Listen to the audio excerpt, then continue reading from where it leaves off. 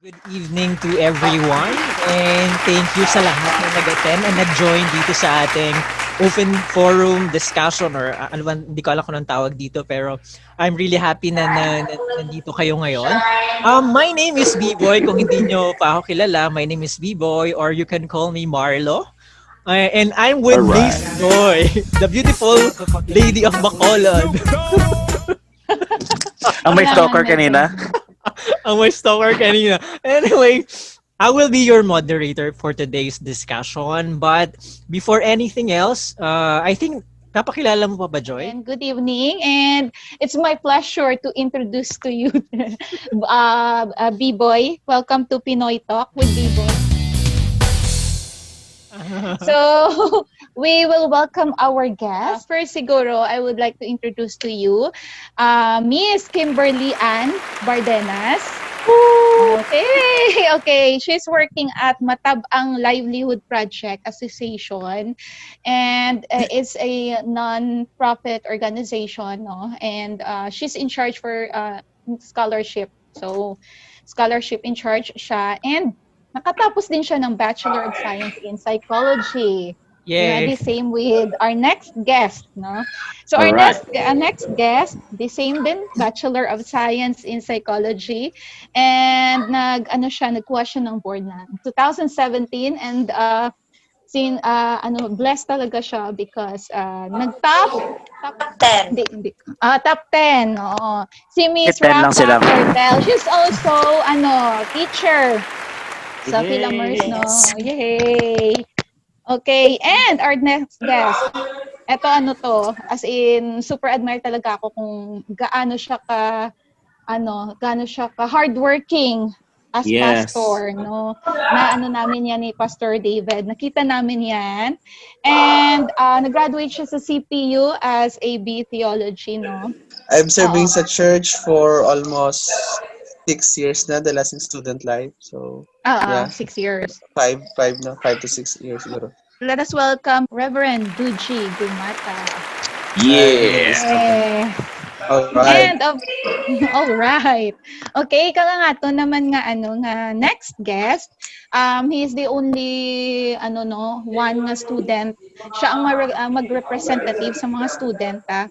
And upcoming second year sa CPU taking up a BSHM. Please welcome John Philip Marian. Yehey! Yay! Wala. Naging And off ko of na lang ako course, yung camera. It's okay, Okay lang lang. ga. Ang importante, bation ka. Okay, Yes so of po, course, thank hindi you. na siya guro guest, kay Permi na siya guest, no? Okay, ang isa sa mga upod naton, siya, teacher. And at the same time, pastor sa Hillside Evangelical Church, associate pastor, and principal man sa Hillside Evangelical Church. Ladies and gentlemen, Pastor David Gando. Yay! Kulang. Dancer na ko subong. Dancer. Okay, so that's all. Back to Model, you. pagid model. Model. Thank you for that beautiful Joy of Bacolod. Alright. Without further ado, let's start. Welcome to Pinoy Talks with me, B-Boy. Anyways, before we start, I'll be giving you first the objectives of why we're doing this. And also later, yung mechanics ng discussion natin. So, here it is. First, to speak our mind about what matters today. So, a lot of things are happening today. So, I think it's really a good napapanahon to speak what can we say about what's happening today. Okay? And the next one is to inculcate positivity in spite of the negativity. Every day, nakakanood tayo ng mga negative news. Nakakarinig tayo. So I think it's really a good idea to share ideas about positivity. Okay? And the last one is to encourage everyone who will be watching this video to live a life and not to go astray. So yun yung main idea rin kung bakit ko pinush na mangyari ito. Alright? So, for the mechanics, here it is. The setting of this open forum or discussion is informal. So this is just a friendly discussion. Alright? Then, You will be, for each topic, you will be given 2 minutes to discuss your point of view or your insight. And 1 minute to give feedback to anyone in the group or anyone here na gusto nyo mag-add, gusto nyo may sabihin. Or if you want to add something to what you have said. So pwede kayong mag-add after na magsalita, after everyone has spoken. So you can add, but I will just be giving you 1 minute for that. Okay? You may opt not to answer if you think that the topic is sensitive to you. So you may not answer the topic if you think na medyo hindi siya okay for you to answer. Okay?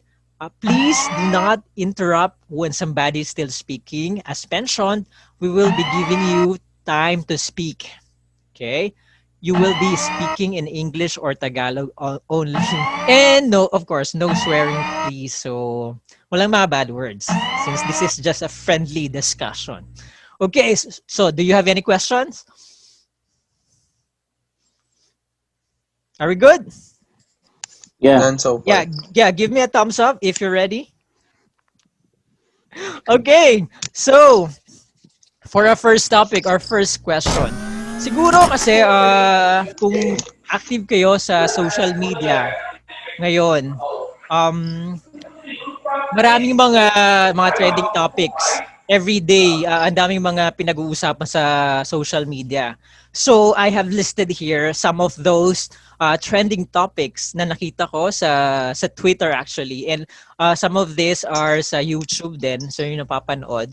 So you pick two of the mentioned topics. So pipili kayo ng dalawa sa mga sasabihin kong topics and say something about this. Say something about it, okay?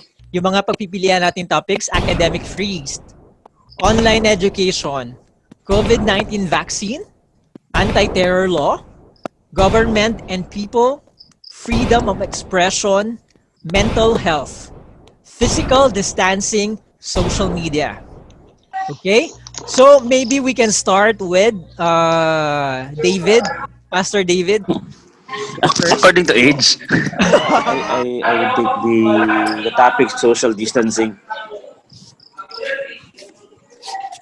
and anti-terror law. Okay? So let's start to discuss about it. Good evening to everyone. Social distancing. I think WHO is giving us fear with this element ng protocol nila.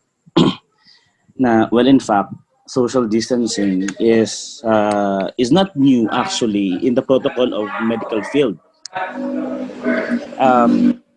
Specify natin sa isolation kasi and quarantine protocol may social distancing na. Pero I think it is too extreme to implement social distancing when in fact we don't have enough data.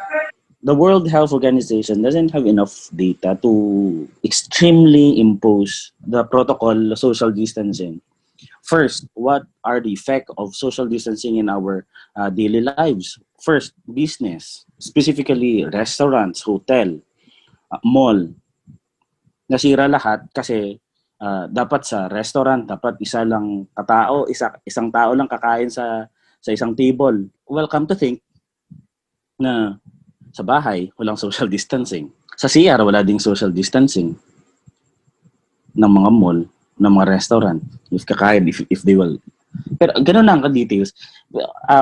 There are some loopholes regarding this this protocol.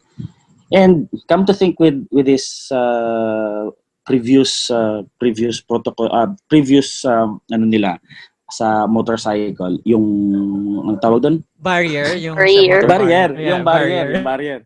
Thank God they realized that the barrier is too dangerous for the couple to ride a motorcycle having that barrier. So, and then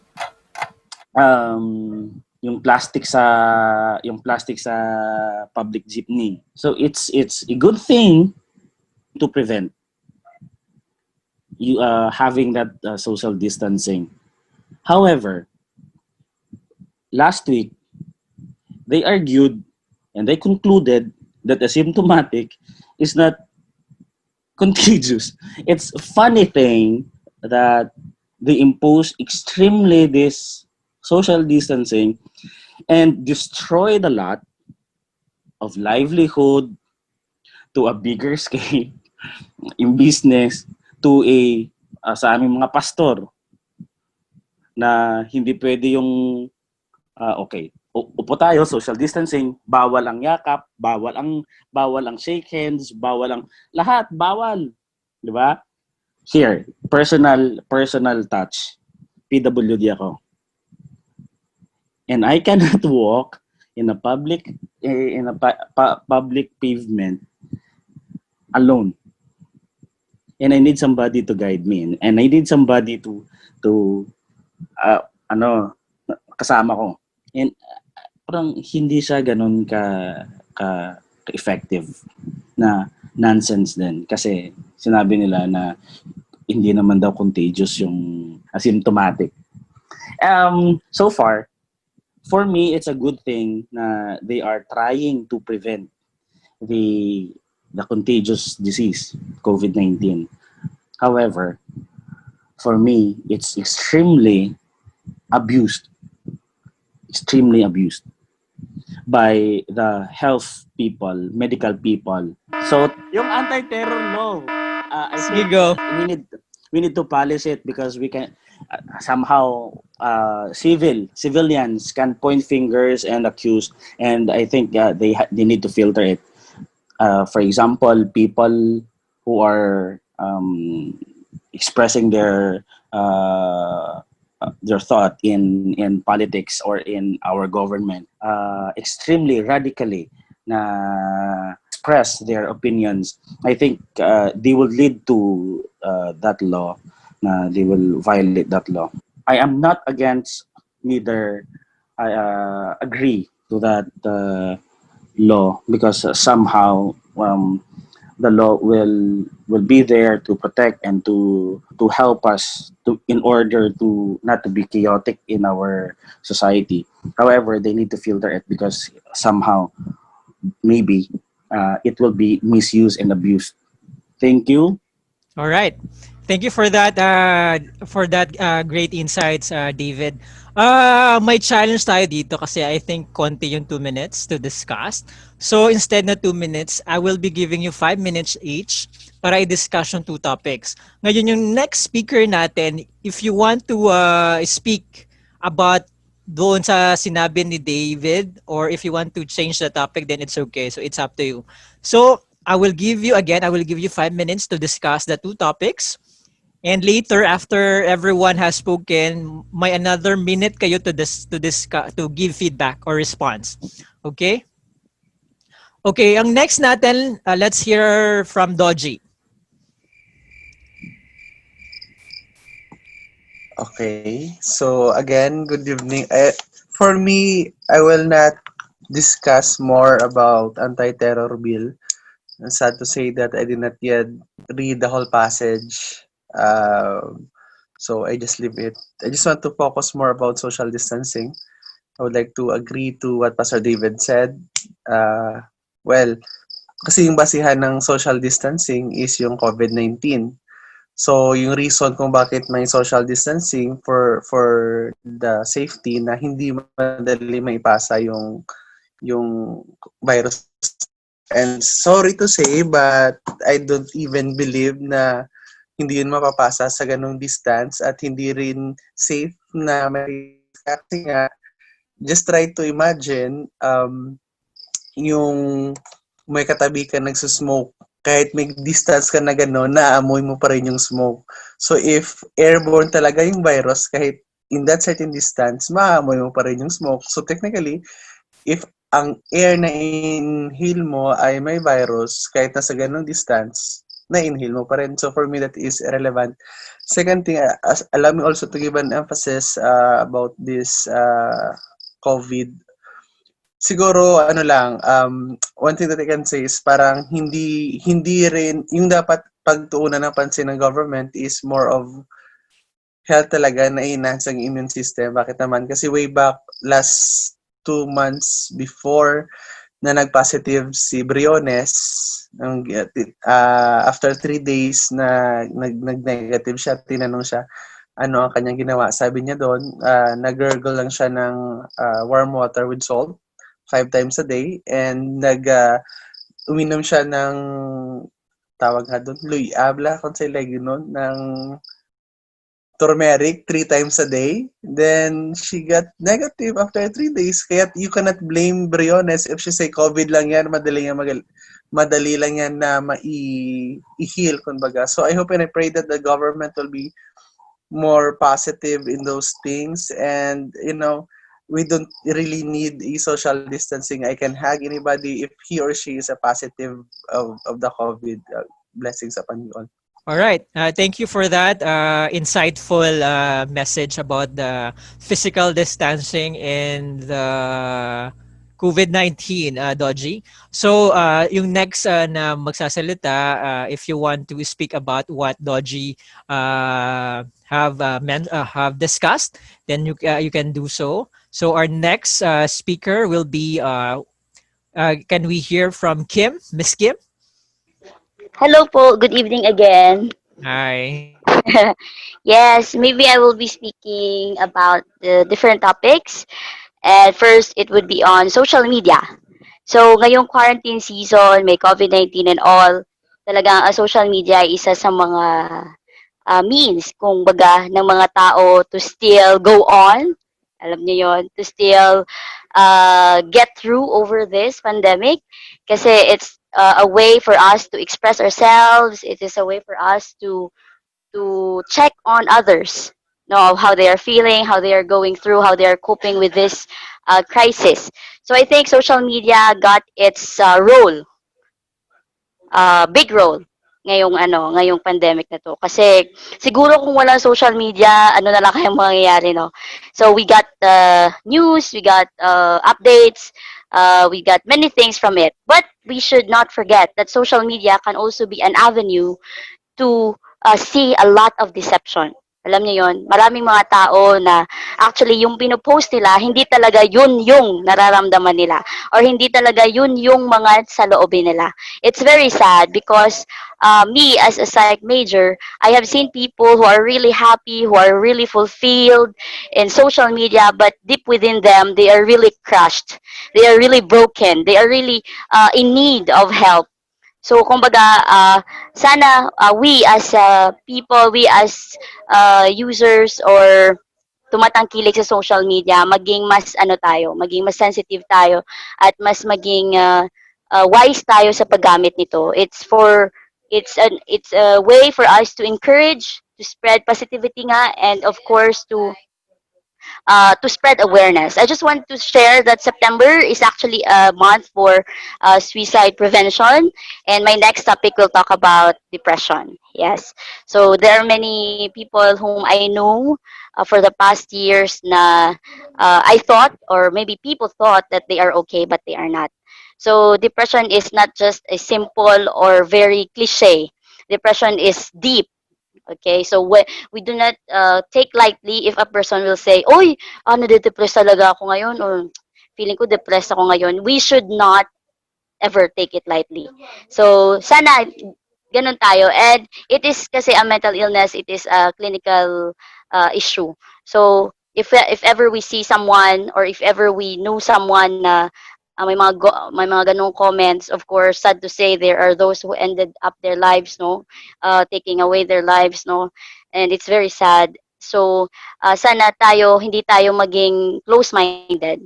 Wag nating sabihin, oy, Christian ka, nade-depress ka, hindi ganun yun. No? Everyone, anybody can be subject to this kind of psychological issue. So, sana, we should not be judgmental, but we should be more wise. No, maging wiser tayo sa ganitong mga bagay. At yun po, and imbis na, yes, it is, I believe really with prayer, very powerful.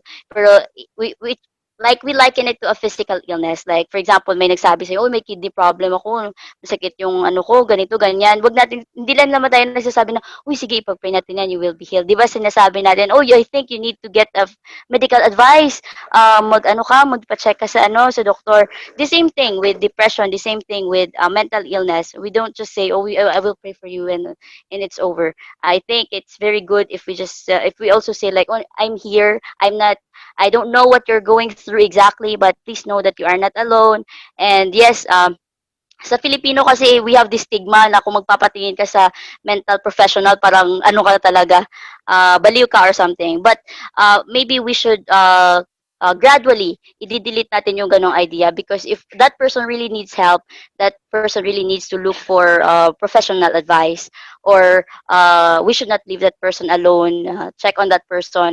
Agree. Maybe if we just become more sensitive, and if we just become more keen on looking into social media accounts of our friends, our family members, we can really see hints that this person is uh, has something sa kanya na pinagdadaanan. So, yeah, we pray for each and everyone. We encourage everyone, and yeah, we just have to spread positivity. Yun yun. Because talaga namang si Satan nagdo-double time sa lahat ng bagay, lalo na ngayon. So, yun po. Maraming salamat. Thank you for that positive message about depression, about mental health, Miss Kim. Well, actually, sa akin din, if I'm gonna choose any topics among these, I'm gonna choose mental health or the depression, kasi I know persons din na may ganitong may depression na, you'll never know unless na tinanong mo. Yeah. Anyways, for our next speaker, let's hear it from Raphah. I would like to affirm pala, no, Miss Kim, that I have met online another teammate in mental health advocacy. Because me, personally, I'm also in this field. So, affirm sa lahat ng sinabi niya, I would like to support everything that she said, especially on those na diagnosis that depression is not a simple diagnosis that if you're sad, then you have depression. Though it's a complex biopsychosocial phenomena. So it's not just a simple feeling, then boom, you have that kind of illness, because it is an illness. But the good news is it is treatable. All right. So what I would like to choose the topic is the same din kay Miss Kim. Although mas general lang, I would like to talk about mental health as in generally, and then the academic freeze after that one. So I would like to explain actually to everyone this night why we are having this stress at this time. Why is this time unique? Because we are in a pandemic crisis caused by the COVID-19. So what's the difference of the situation now than the situation before in terms of mental health? So for the information of everyone, the mental health cases are rising right now. If you saw in the news last time, the IATF actually called out for help, especially for the religious leaders, no? So I will explain why. Why are we having this stress at this time? So did you know that there are many common negative feelings right now, like being irritated, being annoyed, easily angered, feeling of hopelessness, depression and anxiety, lumalala at this time, panic. I have known some friends that they are having panic attacks during the last months. So panic attacks, the symptoms are there. I mean, panic attack is also a clinical condition. So, under siya sa anxiety disorders. And aside from that, people are freezing right now. What do I mean with freezing is that parang walang pleasure, walang motivation, cannot see the future. So we are being limited. We cannot move because of the situation. Aside from we cannot go out and do the things that we want to na may freedom. So those are the common negative feelings, and I would like to say that those are normal. Bakit siya nag-normal? The prevalence of those negative feelings are high right now. And those are expected na reaction to what is happening right now. right? So I'll explain why. Why are those feelings lumalabas ngayon? So two explanations. Number one, our feeling of security is threatened. And if you know Maslow's hierarchy of needs, among the most prepotent or basic need is the feeling of safety and security. Right now, yung physical security natin is endangered, something gano'n, di ba? Kasi it's virus. If you catch it, then your immune system cannot cope up, then you will get sick. And what's first thing that can happen? So our security is threatened. And aside from that, economic security, our country, the debt now, the ano pa ba? Other cases arising. I mean, in the government alone, in our economic alone, we have many problems na. Si Rafa na wala. I have to agree with Rafa and kay Kim. Actually, one thing that makes this discussion interesting kasi we have psychologists or my knowledge about psychology. So really good discussion about the mental health and depression, which is napapanahon ngayong pandemic. Okay, I think Rafa, Rafa are is you back. there? Yan, okay, nandiyan na siya. Rafa, you're back. Hi. Sige, let's proceed muna kay Janjan. Hi, Hello. to give his message about the topics that he has chosen. Go ahead, Janjan.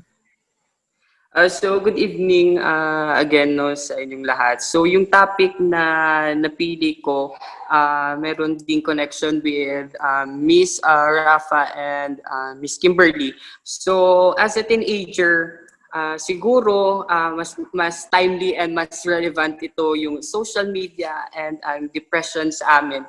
As well din sa mga professionals and adults. So siguro yung 20 years of existence, I have encountered a lot of person that has undergone also depression. Mas pinili ko na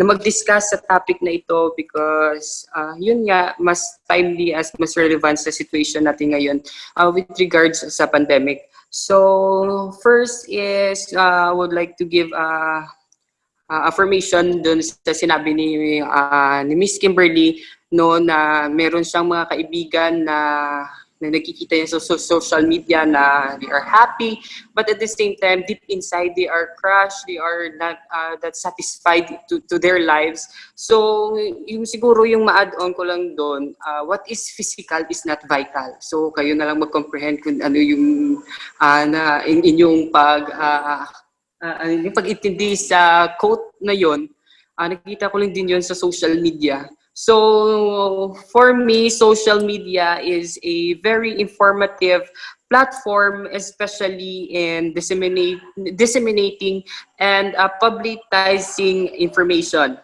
even up to the outmost part of the world, as long there is a connection or there is a network connection. So, social media has its own use or value depending on the person's need. So, as what you could see in our present situation, social media or social media sites are expanding from general interest to more specific use that benefits the society. So, there are a lot of aspects known na matatakol dito. For example, the young ones. For the young ones, it's good venue for socializing, meeting up with old friends, making new friends, and for the businessman, it is a good ground for product advertisement, endorsement. So it has the ability to educate people in different ways. So kumbaga pa sa situation natin ngayon, social media is very essential to those students no na nag-undergo sila ng online class. Katulad ko, social media is very beneficial sa teacher and student relationship for educating us. So according to I've asked also my mom about her interpretation no sa social media at isa lang yung sinabi niya na sinabi ni Paul sa 1 Corinthians 10:23, everything is permissible but not all are beneficial. So sa social media, there's a lot of pros and cons. There is a lot of advantages and disadvantages. So, yun nga, sa katulad nga sa sinabi ni Catriona, everything is good but in moderation. So, yun lang yung ang insight ko towards social media. And next is depression. So, katulad nga sa sinabi kanina nila ni Ma'am Raphah and ni Miss Kim na kumbaga pa pala, don't take it lightly. Some people will say it's all in the mind. Pero siguro partly doon talaga yun hahantong lahat. Pero kung ating naman i-internalize, hindi natin malalaman kasi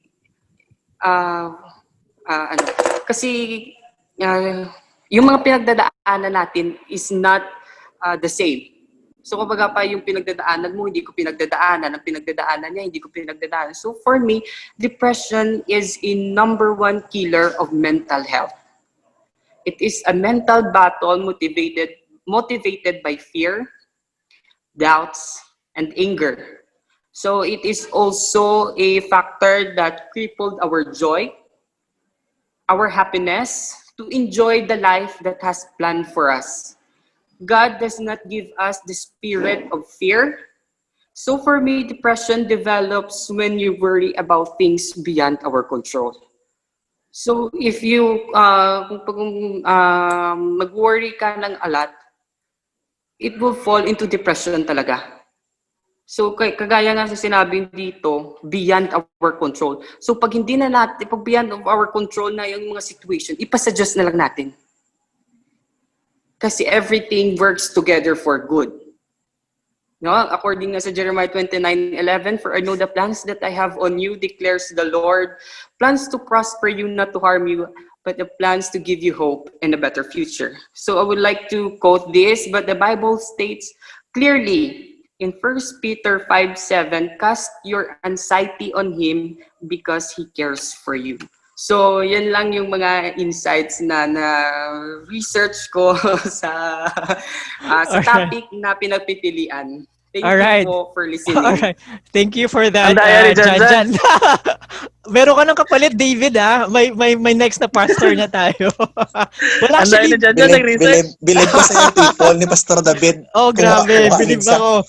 Well, actually, one thing na I like about Jan, kasi every time nakausap ko siya, may mga quotable quotes talaga siya. Even na estudyante pa lang siya, I really admire na ganun siya magsalita about anything, right? Okay, so, do we have Raphah na on the line? Shall we continue with you, Raphah? Yeah po, Yan pero na. I will turn off na lang my video. Sige. So, kanina, hindi na tapos yung topic ko on mental health, no? So, I would like to recap lang that we have common negative feelings during this pandemic crisis. And the cause of that, I explained it in two. Number one is our feeling of security is now being threatened. Second is because of uncertainty. When I say uncertainty, it's the feeling of unpredictability. You don't know what to do, diba? And we humans actually like to be in control. Uncertainty because, example, we even don't know when will this lockdown will end, when will the cure arrive. So it makes us uneasy. It makes us feel distressing. So I will end this topic with some tips on how to combat with those distressing things. Number one, let's limit our information. Limit our information in a way that natitake in natin na information from the news, from social media. Actually, if I will have to discuss depression, a risk factor is overload of information but that will be a very lengthy topic na. So let's limit our information. And as I said, during the last months, I have been in a 2-week lockdown, social media lockdown kasi I feel so stress na naririnig ko at nakikita. Second, of course, keep your body healthy, keep your immune system healthy. That's the best Yes. way to combat with the coronavirus, di ba? Kasi hindi lahat ng who gets sick with the virus namamatay. Meaning, we actually have a chance. Wala ulit. Okay. Mananjoy, iwas lesson tulpo. Okay. Ay, Nawala ulit nakukuha si ka din, no? nawala ulit si Rafa. So this time siguro yung mga salita na about their topics, I'll give you another minute to share or to add anything to anyone na gusto nyong i-discuss. Sa ngayon kasi ang nakikita ko we're leaning towards the mental health, which is the depression. So if anything of you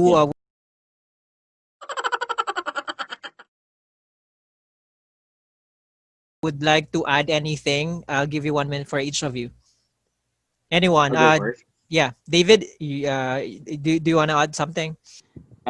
Siguro I would like to ask Miss Kim kasi si Miss Rafa hindi pa connected. Ito na Regarding po. mental health and depression.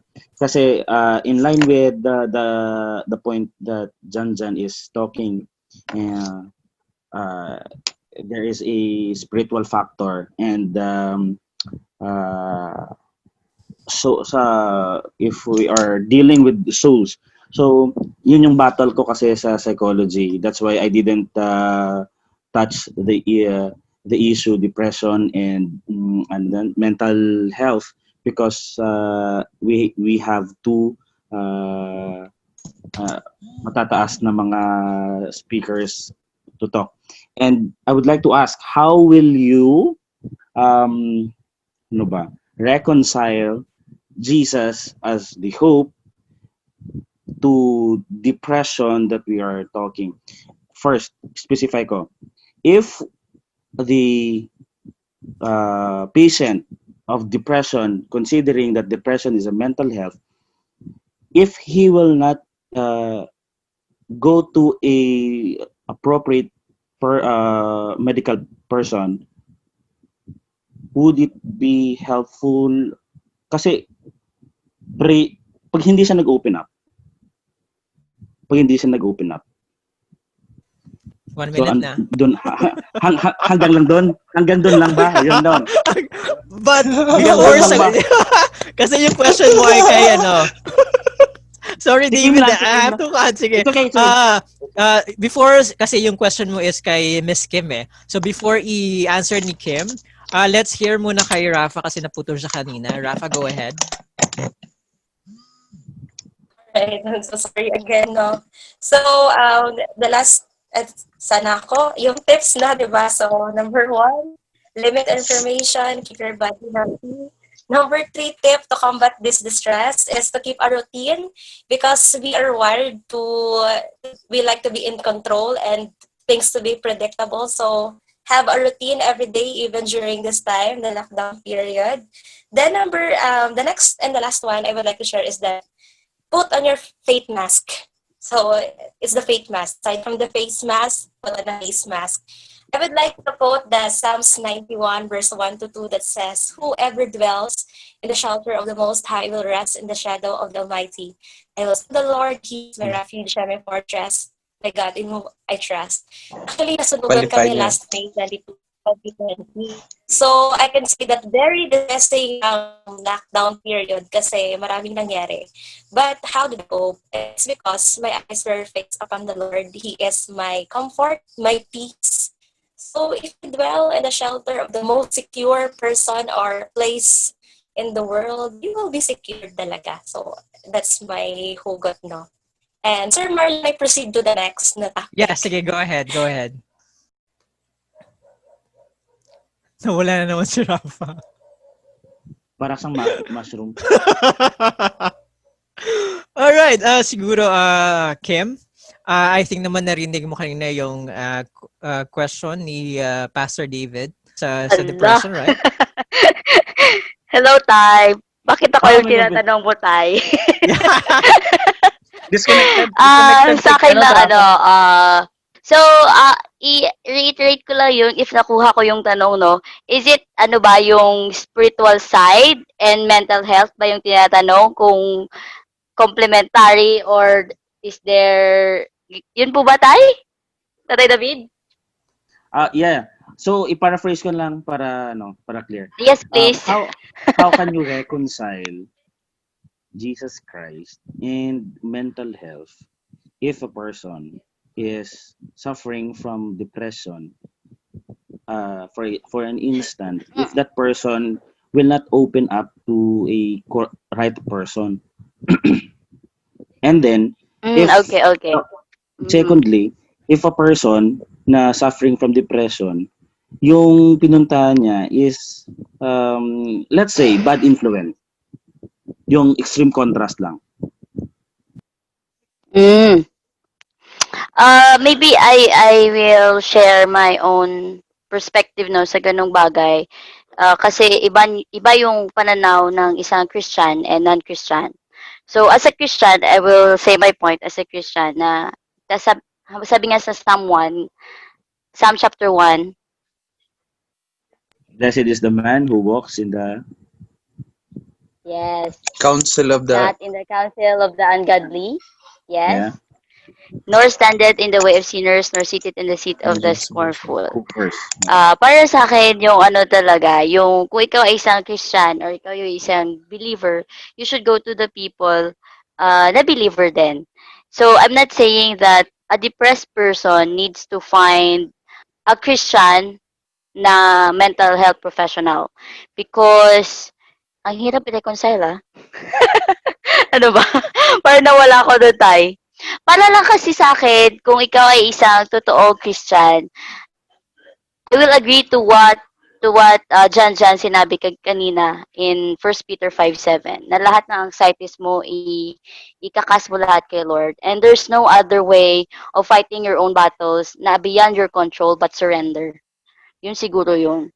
Yun bang parang you cannot take it anymore, so you surrender it to the Lord. But with depression kasi, it's a clinical mental illness, and meron diyang may factor sa mga hormones, mga ganon na dapat talaga i-treat.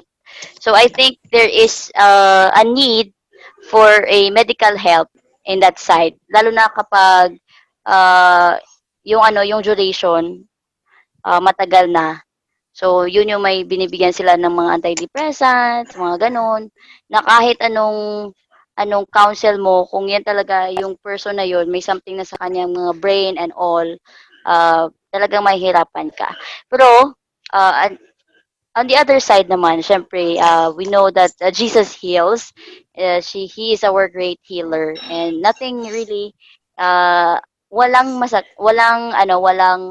sakit o walang karamdaman na hindi mapapagaling ni Lord. But He has used humans, of course. Kaya meron tayong mga doktor, meron tayong mga mental health professionals because sila yung mga tao na pinag-aralan kung ano talaga yung pinakamaganda or epektibong mga proseso. So, we are so blessed to have pastors, to have ministers who are able to counsel those depressed person. And iba't iba talaga ang mga tao. There are those na nag-open up, there are those na hindi talaga makapag-open up. So, siguro, it is beyond our our control kung hindi naman natin mapipilit yung tao. But we have this discernment. Like, this person is maybe battling with this kind of something na kailangan siyang i-reach out. Parang ganun po. Parang Yes. parang faith or religion versus science to Oo. Actually, ang galing. Oh, So, ayoko hindi ka na pwede magsalita. No, Mag-mute na ako. Jason, no Being more. deprived. Hindi, mute ka na, mute. Next time ulit, okay? I think Raphah is here already. Raphah, go ahead with your next topic about academic freeze, right? Here I am. So, academic freeze. Yeah. The irony of it is I'm a teacher, but I'm pro-academic freeze. Why?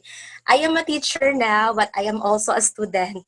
I am currently enrolled in De La Salle University, Bacolod. So, online yung classes namin. So, I'm a teacher also.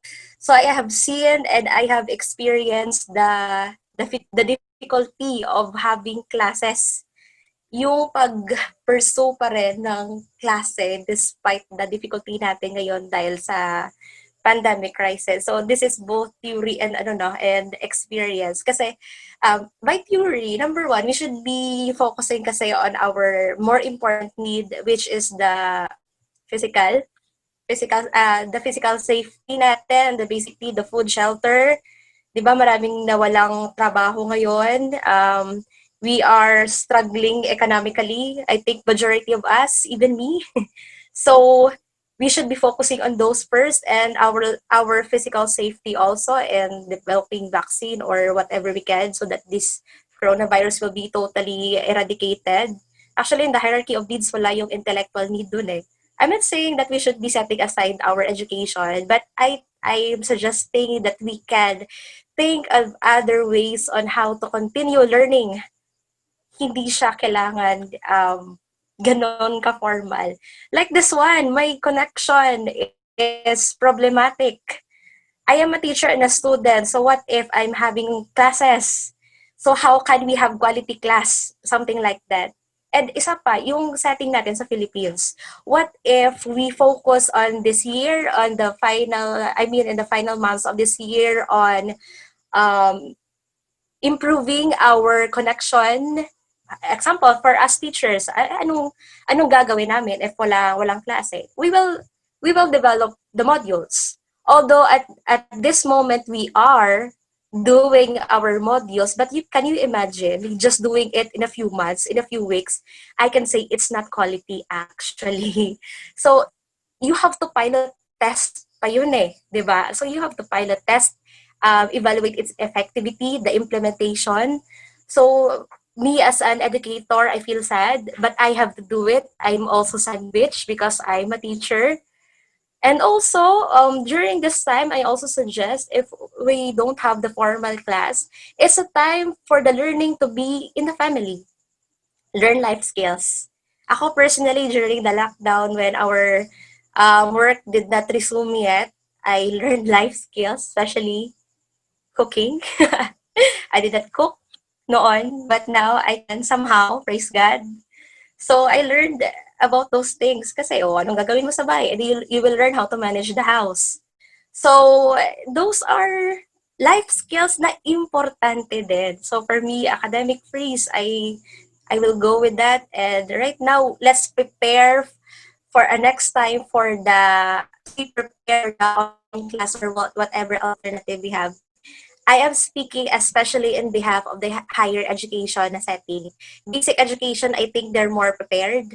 They are more adaptive as kasi nandun yung autonomy, medyo magulo pa eh. So, yeah, that's all. Actually, I agree with Raphah. Actually, yung about academic freeze, we have one episode dito sa channel, sa YouTube channel ko about academic freeze. If you want to watch that, Raphah. And it's been a hot topic since July, I think. And until now, pinag-uusapan pa rin yan sa online, sa internet. So it's really a hot topic today and very relevant. Anyways, any one of you want to add? Except you, David, you have enough questions already. How about Jan? Do you have anything to add or to say about any topics that has been discussed? Or Dojie, perhaps? Siguro sa academic freeze naman, I think, again, go back to the COVID kasi nagka-academic freeze lang kasi sa COVID daw hindi naman ako totally naniwala. So, stop the academic freeze. Let the student learn. That is their basic right. Let them enjoy their to have life, to study, to have sports, to learn more things. And the fact that it is more challenging to the teachers to do more effort, to do more preparation.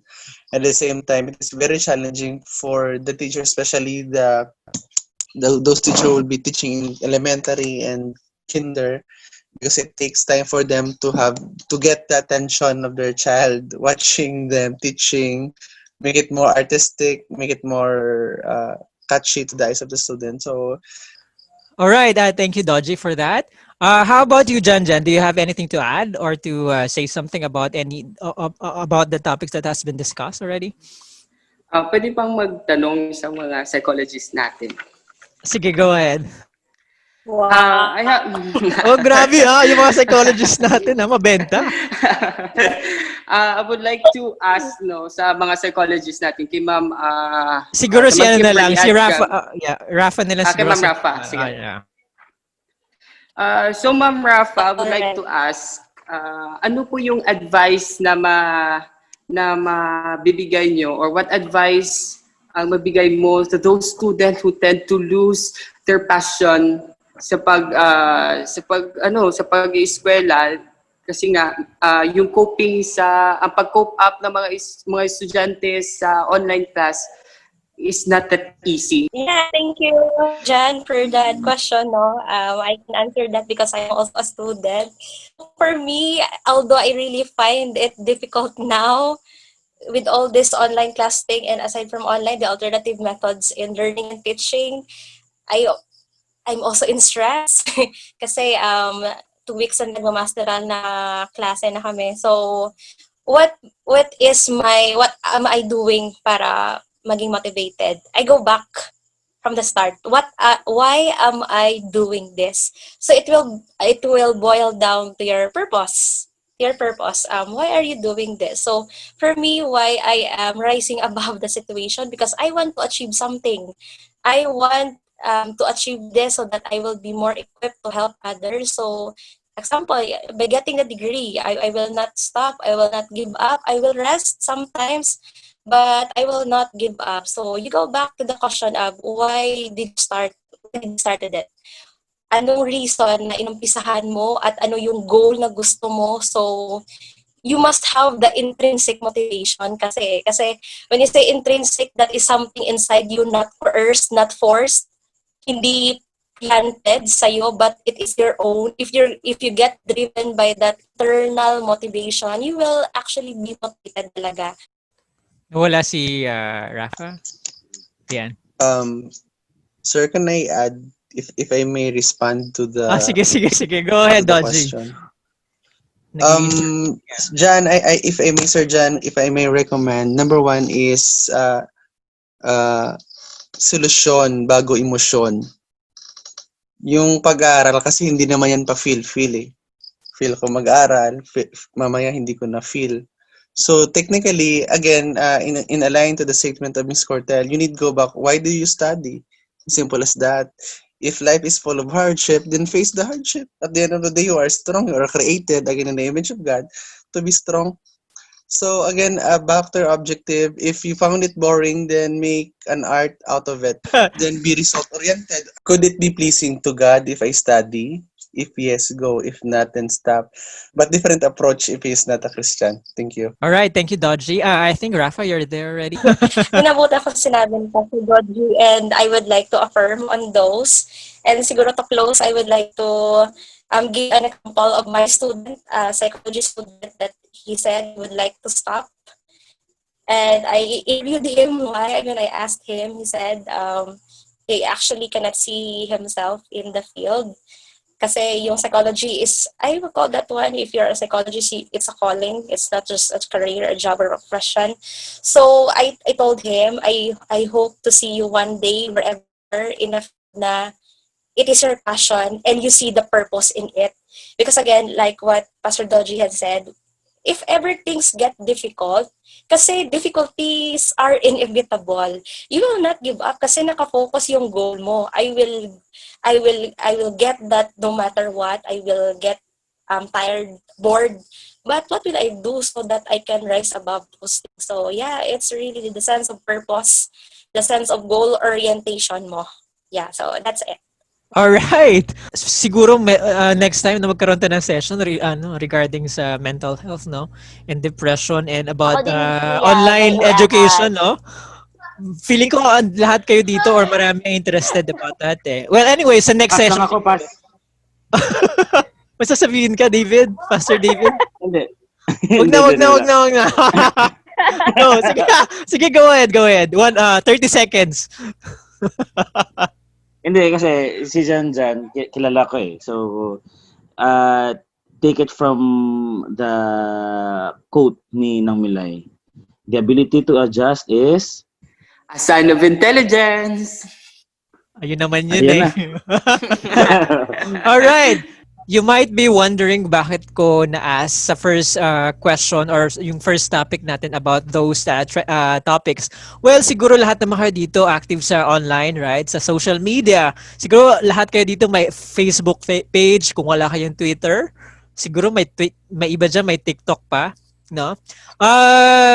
Mananotice nyo that these topics are the trending topics that we discuss, yung mga netizens dinidiscuss online until now.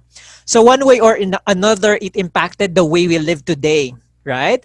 That leads to the new normal. So the question now, second question, how does new normal affected the way you live, specifically in your profession? Let's start with Kim. As sa profession mo, how does the new normal affected your way of life? I think it makes me more appreciative of simple things and makes me value of the most important thing. I think it is about relationship. First and foremost, in my profession, I need God's wisdom in dealing with the young people I am coordinating with their school, with their families. Kasi sa trabaho ko po, hindi lang siya sa mga students. I deal with the families, with the dysfunctional parents, mga ganun, and the schools. So I think this new normal way of life made me more become dependent on the Lord, asking for wisdom from Him, not just for my how I understand things. And isa pa, yun nga, it makes me more appreciative of little things. Sa lahat ng bagay, sa family, sa comfort, sa peace, maraming naghihirap ngayon, maraming walang hanap buhay, maraming challenge. And it made me realize na the Lord is so good and blessed to me because during these times wherein people are in their most uncomfortable places, here am I, naka-work from home or makapag-report sa office, supportive family, very supportive friends also, and of course, I've got a God whom I can always rely. Kasi I just want to share, no, recently I've got this very down moments. I've lost a very precious friend, no, due to, yes, as what I've talked about, depression and all. But it made me realize na indeed what the devil intended for bad, the Lord can turn it out into good. So it made me more of appreciating how God siya yung sovereign in everything. Siya yung in control over everything. At yun nga, what I can do is really surrender to Him. The things that I cannot take hold in my hands, I surrender to Him. I think that's the best response. In every situation that we are in every hardship, difficulties, wala tayo ibang response when we are Christians. We surrender it to Him. I think that's all. Thank you. All right, thank you, Kim, for that inspiring words.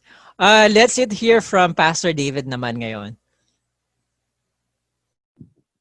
Sige. Siguro, I will take the quote ni C.S. Lewis. The devil will intend to stop and freeze life, but Jesus intended it to gather small group over dinner, kasi nakakalimutan na yon, and pray together, eat together. Yung sinabi kanina ni Ma'am Raphah, I will quote also kasi we have the same stand on it. Basic skills. This pandemic had given us opportunity to learn basic skills that we are not usually learned these things in the school. Cooking, washing dishes, washing clothes, cleaning your room. We are all dependent on sa helper, sa parents natin, or to anybody doing these things. So I think that is a good opportunity. So to wrap it up, siguro God has given us we should learn to ask God's wisdom na to see things the way He wanted us to see things, and to feel things, to adjust to this new environment the way God intended it to be. Kasi para sa akin, sinabi ni Kim is very powerful. He is sovereign. He is the God in wealth. He is the God in poverty. He is the God in good thing. He is the God in bad things. So all we have to do is to ask wisdom to understand things. And secondly, kaya nga sinabi ni Ma'am Rafa, I will also quote that yung faith mask, it's a strong and ano, kasi ang faith natin is ano yan implanted pero to enhance it, it's proactive. So sa ating manggaling yan. So the more we get near to God, the more we come to realize that He is really in control. Life has its own diversities and ups and downs and reality. Maraming realities in life. So all we have to do is to, again, to come to think about it, to deepen our faith to God. And I think the best way to deepen our faith to God is to have a moment with Him. A moment with Him. Talk to Him. All out. All out. And all in them, yung wisdom. All out, all the burdens, all the struggles, all the problems, all out to God. And accept all in. Pain, pain if you need to let go of something that we used to, and let God. Let go of this, painful man yan, and let God. Good evening. All right, thank you for that very insightful message, Pastor David, to everyone. No? Napaka-encouraging. Anyways, let's hear naman sa nag-iisa nating estudyante here, kay Jan Jan, on how does the new normal affected yung way of life niya as a student? So, so hello, Noliwat. Good evening. So, actually, yung insight ko sa new normal is napakanabaw. So, can anyone please elaborate it more para maintindihan ko yung new normal. Siguro sa student, it's more of yung online education, 'di ba? Dati physical pa tayo sa classroom tayo, ngayon online na tayo, lahat virtual. Bawal lumabas, may mga time lang na pwede tayo lumabas to buy food, but parang ina-encourage na kung wala namang gagawin sa labas, stay at home, parang ganon. And as much as possible, no physical contact. Something like that for a student. So, yung sa akin naman, ang point of view ko sa new normal, it's all about mind setting. Kasi kung iindahin natin na yung sitwasyon natin ay mahirap, talagang tayong bilang tao, mahihirapan talaga tayo. Pero kung we put it into situation na kaya ko to makonquer ang situation na to, it will be easy for us to cope up. So siguro, the way I cope up with the new normal is that I being resilient. So I being resilient to cope up situation, and this new normal teaches me that wala pa tong pandemic, people tend to major the minor and minor the major. So, sa ngayon, bilang estudyante, sa new normal setting, it teaches me to know my priorities. So, kumbaga pa bilang estudyante, bilang professional, or let's say in general, bilang kayo, ano yung priorities nyo na dapat unahin in the midst of pandemic, in the midst of this worldwide, globally pandemic na nangyayari sa atin. So, yun lang, I thought myself to be more resilient sa lahat ng bagay na I have undergone. So, yun lang. At isa pa, yun nga, na-share ko sa prayer meeting namin dati, na do not pray for persecution to stop. So instead, pray for a lighter load to carry and a strong back to endure. Kasi after all, if we're going to sum up things, God did not even promise a perfect life. Hardships, trials, nandito na sa atin eh. Kumbaga pa, na-inculcate na yan sa atin bilang tao, na bilang nandito sa mundo, kailangan natin madaranasan yung ang tinatawag na maghirap, mahirapan. Yun. So, yun lang. Siguro, if we teach everyone to be more resilient, mas easy for us to adapt things, to adapt situation na bago lang sa atin. So, yun lang ang mina-mindset ko na dapat on the go lang tayo palagi. Huwag nating indahin na yung sitwasyon ay mahirap, ang sitwasyon ay saganang. Yung kumaga pa, go with the flow na lang and enjoy life. So, yun lang yung masasabi Alright. ko. Thank you. Magre-resign na ako. pwede na mapalit. Okay. Nakalimutan ko kanina yung si Dojie pala ay pastor din. So sorry for that. Okay. Next one naman, Pastor Dojie. Anyways, yeah. Let's hear from you, Pastor Dojie. No need to be sorry about the title thing. Yeah. How this new normal affect me? I don't know. It does not affect me at all. Sorry. Sorry to say that. But what is new nowadays? Actually, yung na-notice ko kasi, is just create fear with other people and their approaches seems to be a little bit different, but my approach to them is different. At the end of the day, the love of God does not change.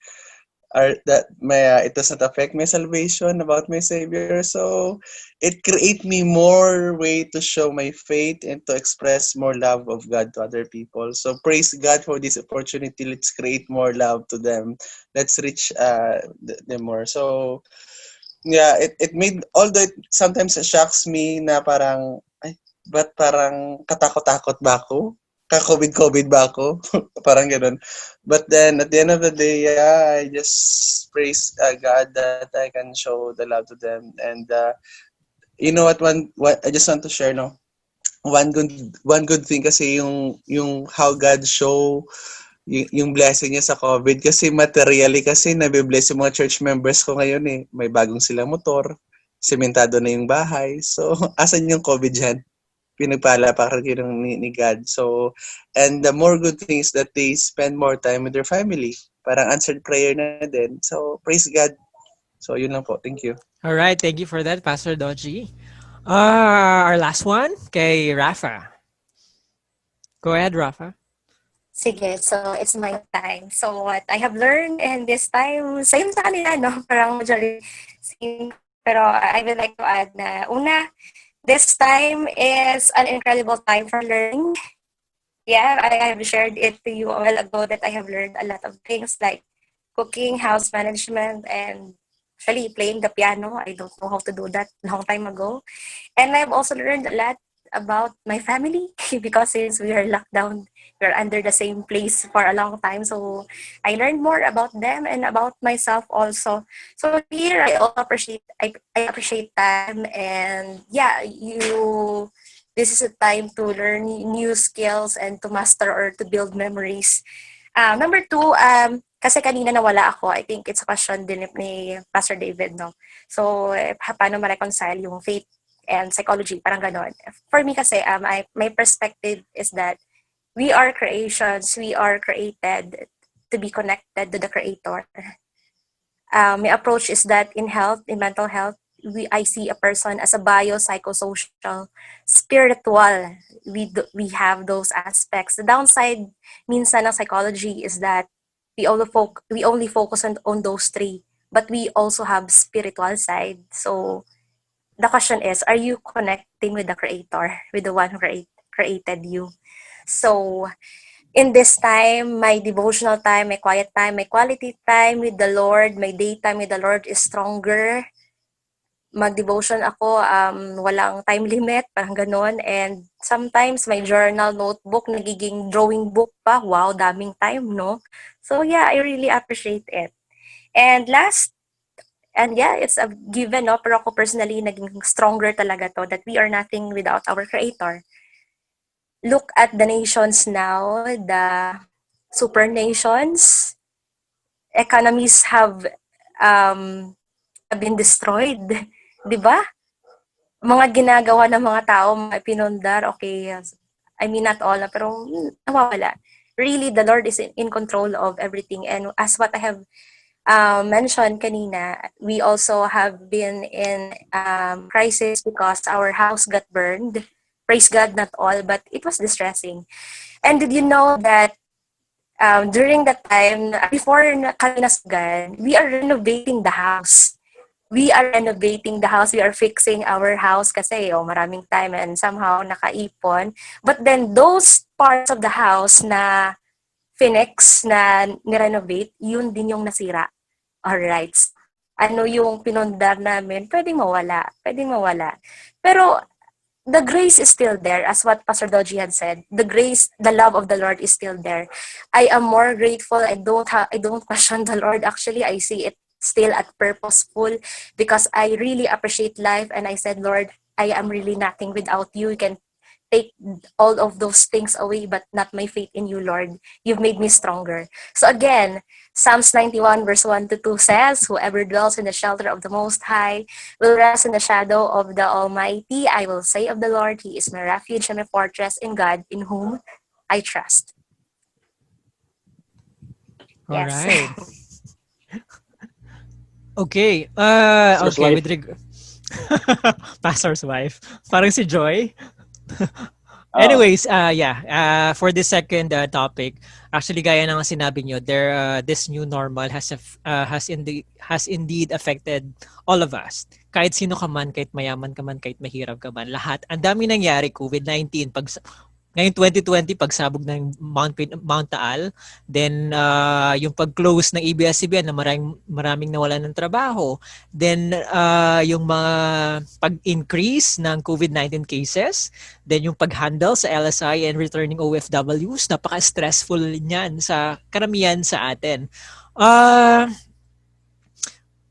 This could be overwhelming and could cause strong emotional breakdown sa some of the adults and children.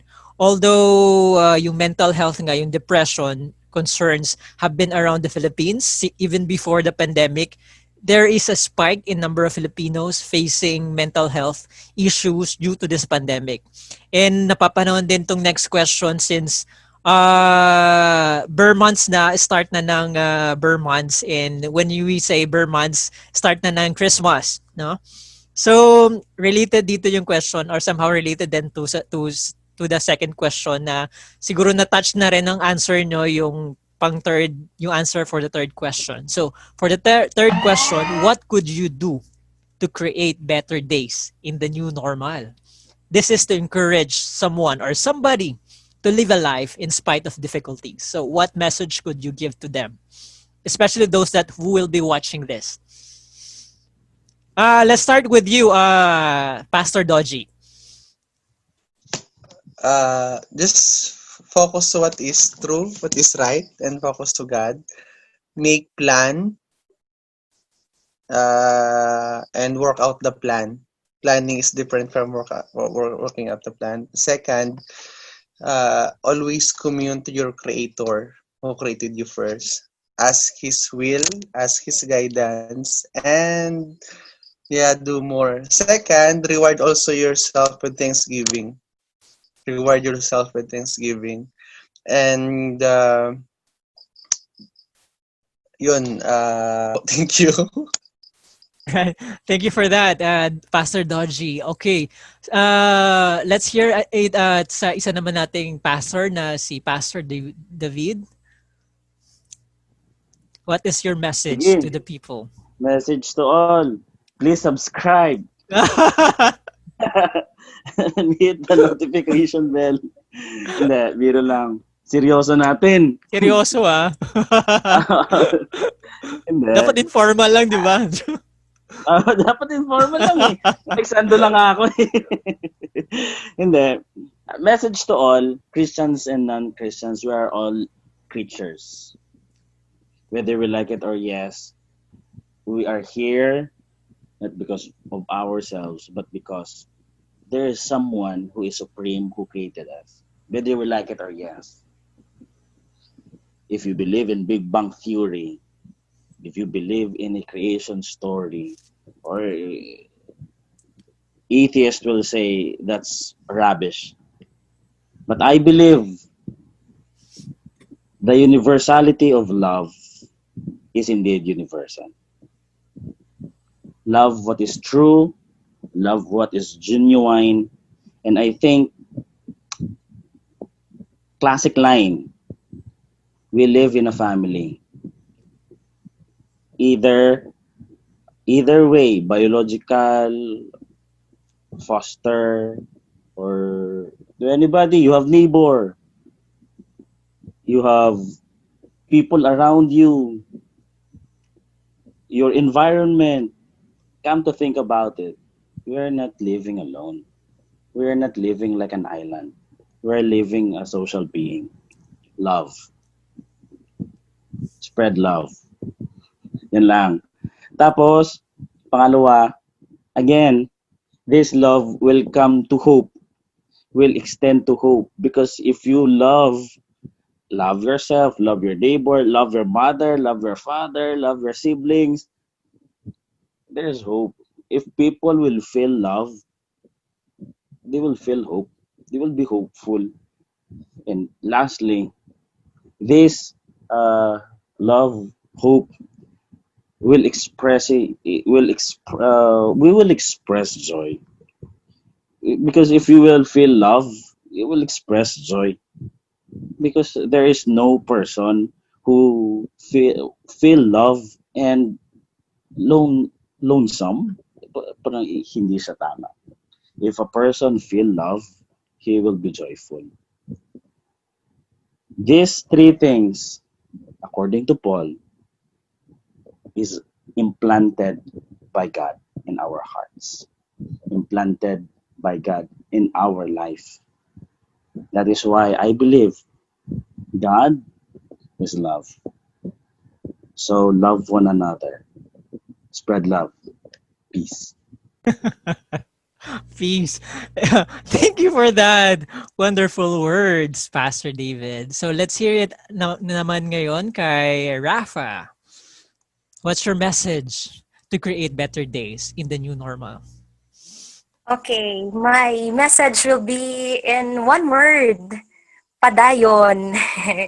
So, padayon, it's in Hiligay nun, di ba? Actually, padayon will mean keep moving forward. Go on, onward. So, padayon, it's in connection sa sinabi din ni Jan kanina about resiliency. It promotes resiliency. So, how? It's a broad topic na naman. Pero, ako personally, how did I padayon? How did I padayon? So, it's fixing my eyes on things that are eternal, not on temporary. If your eyes are fixed on the Lord, then you will, and not really disregard, but parang you will treat everything that is going around you as, okay, this will really happen, but then I have the Lord, I can keep going. So, padayon, keep going, keep moving forward, rest if you must take a break, but keep moving forward if you need to crawl, if you need to walk, if you need kahit anong locomotive action mo para gapadayon, just keep doing it. But yeah, rest for a while. Padayon sa kabuhi. Keep on living your life because the hope is the author and the perfecter of our faith is the Lord Jesus Christ. He lived his life to the fullest according to the plan of the Father. So even though he has been in very excruciating and very sad and very difficult na mga experiences, he still went on until he did the will of the Father.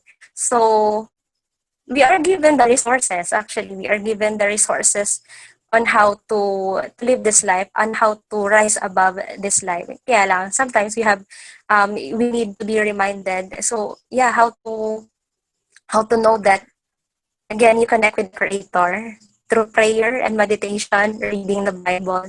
So, yun talaga yung theme ko in life, padayon. Yeah. That's all. So, padayon tayo, ha? Keep moving forward. Okay, thank you for that message, Rafa. Let's hear naman kay Miss Kim. Yeah, yes, we share the same, Miss Rafa, hashtag keep going. So Yeah. aside from that, I think the message I want to share, no, for the people out there in making better days is that don't be too hard on yourself. Don't be too hard on yourself and just do things out of love because you will be surprised that love is just around the corner. So, yeah, spread love, not hate. That's all. Ay, may hugot? Love, ano to? Love Love? is just in the corner? Love is Okay. just found around the corner. Oh, Do you Where's accept the this alright. corner? man to be your wedded husband? Anyways, last but not the least, the only student we have here in the discussion. Let's hear it from Jan Jan. Jan Jan, go ahead. So, may encouraging message, our encouragement message to those people na you're watching this video. So, I believe that we are a living miracle because crisis, in the midst crisis, we are still able to stand firm and have faith in God, and we are able to enjoy life. So I believe that sometimes it's okay to be a glow stick. We have to break before we shine. Because I believe in the middle of this situation, let's admit it or not, we are all affected. But it is never too late for us to set another goal and to dream a new dream. Because I believe that broken crayons can still color. So you must agree with that. And one thing that I need to inculcate into your mind that everything that is May happening, that everything that is happening, we have to trust the process. Because after all, God is in control. No? Whatever is happening around the globe, it is beyond our control. But prevention is better than cure, right? So if we are given the protocol to have a social distancing which is not possible, let's just comply. No? So we need to be obedient sa ating government, even though for at times, no, though, if you're going to see, do ka medyo kiwi, no? Kung sa terpas ang Ilonggo, do ka medyo kiwi, gid sang ilang mga perspective, kag sang ilang mga gina pa-imply sa ilang nga tawo. But then still, let's work hand in hand and make the world not just a better world, but the best world you can live in. Yon. So, wala na. Ay, Dead thank end, you. finish na ako. Nako, finish na, may nanalo na. Nagre-resign na ako. David, Master Miss David, may Universe, kapalit lagi ka po na. ya. Finish na ako, finish. Okay, anyways, yeah, alright. And nagkontra ka na ng David. Patay ka, I think we have David. tatlo ka pastor here. Oh, tatlo na, no? May isa. Tatlong pastor Susunod. tayo dito eh. Anyways, yeah. Tagaan ka na sa scholarship sa seminary, pero ang Pwede. color to no do i-fractionan ta lang to gamay to. Okay. Joy, how about you, Joy? May gusto kang i-share? How about Joy? I think maybe I'm here ha, present ko. Though I'm just a representative of the viewers, no. So while I'm listening, kumbaga masasabi ko na kailangan kong upuan kasi marami akong matutunan. So I would like siguro to commend all of you, no. I just admire yung mga ideas niyo. It's really mamaya sa pagtulog ko, dala-dala ko to. Parang ganun.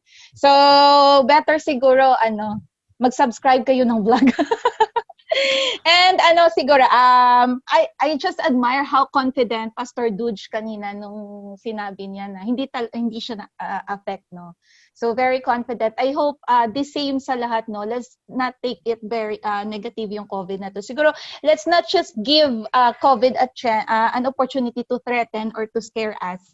Kasi I know naman lahat tayo, like Christians, kahit saan naman tayo ilalagay, we are kumbaga according kay Jan, makaka-adjust tayo lahat, 'di ba? Sign of maturity ba 'yon, Jan? So we might have complaint when it comes to our government on how to handle the situation. Pero siguro let's just be part of the solution. Follow. And life is beautiful. 'Di ba? So marami pa tayong mapagdaanan. But I believe that lahat naman tayo, since we have the same siguro faith, we know how to handle it, and we have a great God na magba-back up sa atin.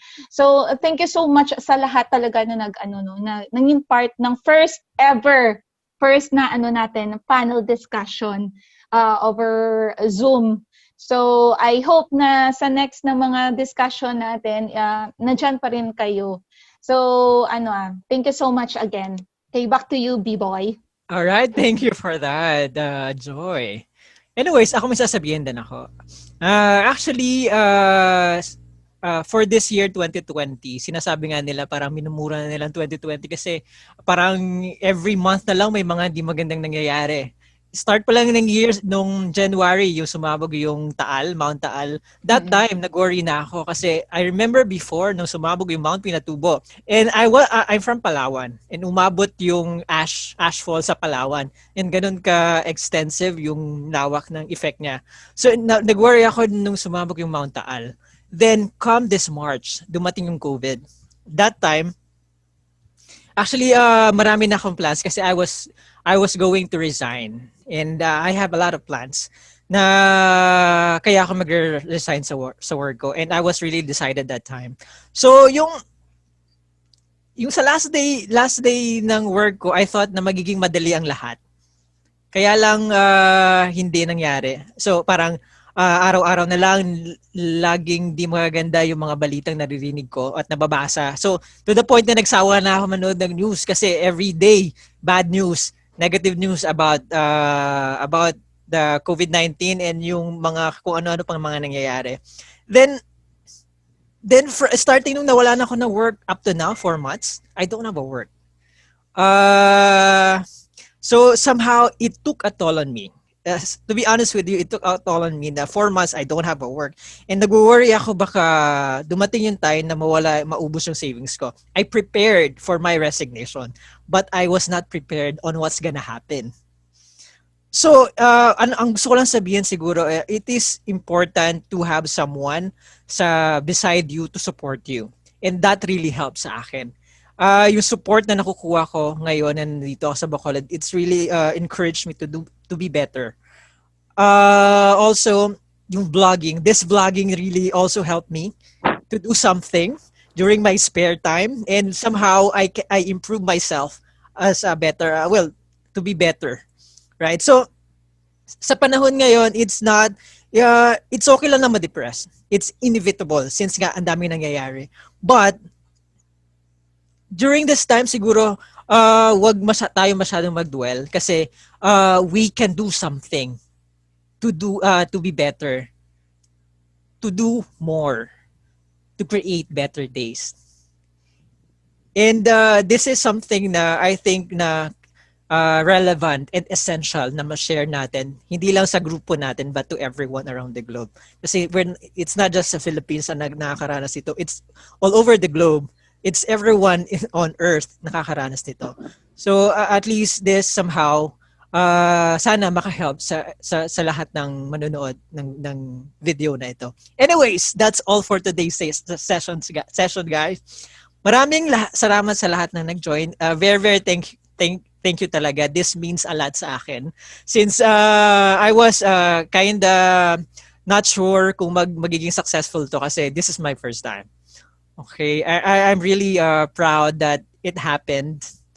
Ngayon na relevant and essential siya na pag-usapan. Sana Sir, maging kuha, makabuluhan.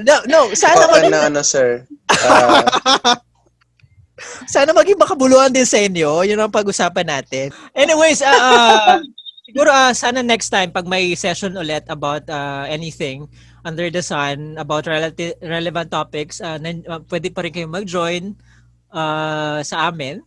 And yeah, once again, thank you everyone and have a good evening.